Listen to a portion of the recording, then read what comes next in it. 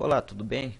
Eu sou o Rogério, atualmente trabalho como professor e sou pesquisador, pesquiso sobre desenvolvimento pessoal e programação neurolinguística.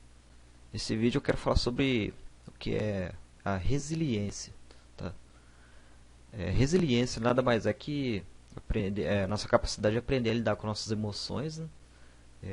Nossos valores próprios, da sociedade em geral e a perspectivar um caminho mais otimista perante as dificuldades.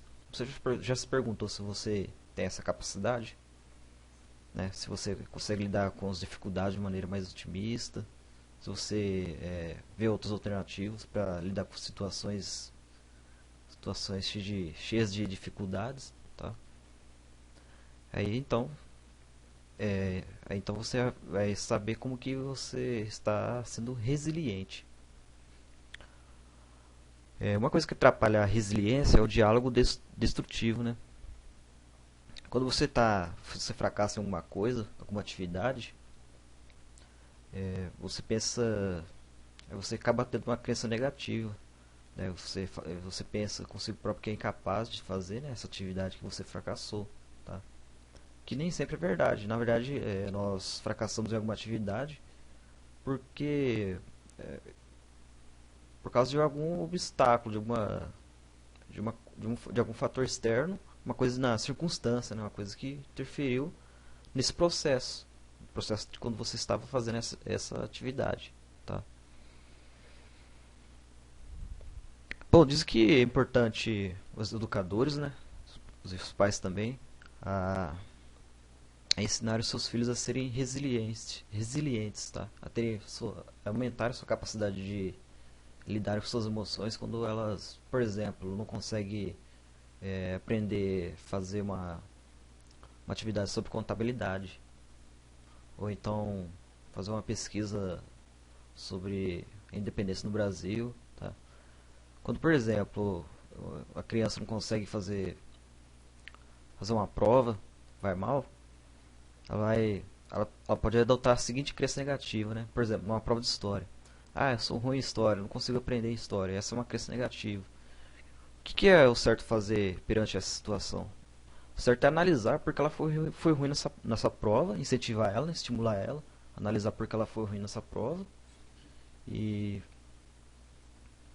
depois na próxima vez, na próxima prova, né, ela tem que fazer, lidar com a situação de outra maneira, tá? Estudar mais, ou estudar de um jeito diferente, procurar se focar mais, tá? E também lembrar de suas qualidades próprias, tá?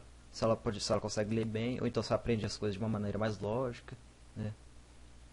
Se ela escreve bem, por exemplo, ela pode estudar escrevendo um texto. Então, desse jeito você tem que estimular ela, tá? Importante também é você se dar como se fosse um modelo para ela, tá? Na verdade, as crianças, elas sempre tentam imitar os adultos, porque elas sempre, principalmente o pai e da mãe, né? Porque elas sempre elas são dependentes deles, né? Então, às vezes, o comportamento dessas pessoas que ela observa dos adultos vai modelar a maneira delas agir também em outras situações, tá?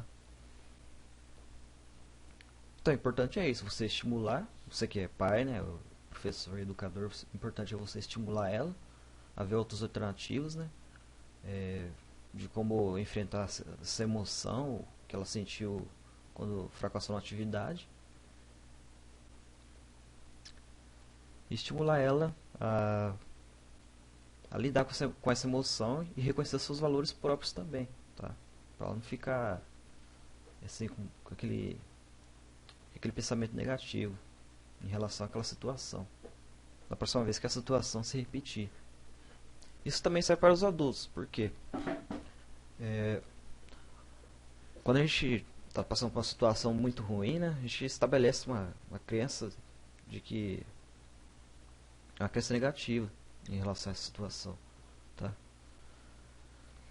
E a gente não pensa assim, outra alternativa, uma outra maneira de lidar com essa situação, se você pode melhorar a sua maneira de lidar com ela, né? De encarar essa sua emoção. Você não pode, você tem que procurar encarar a sua emoção negativa quando você sente que não, quando você sente que você não consigo lidar direito com aquela situação. Seja, por exemplo, aprender a dirigir um carro, tentar concretizar algum projeto, tá? Você tem que reformular.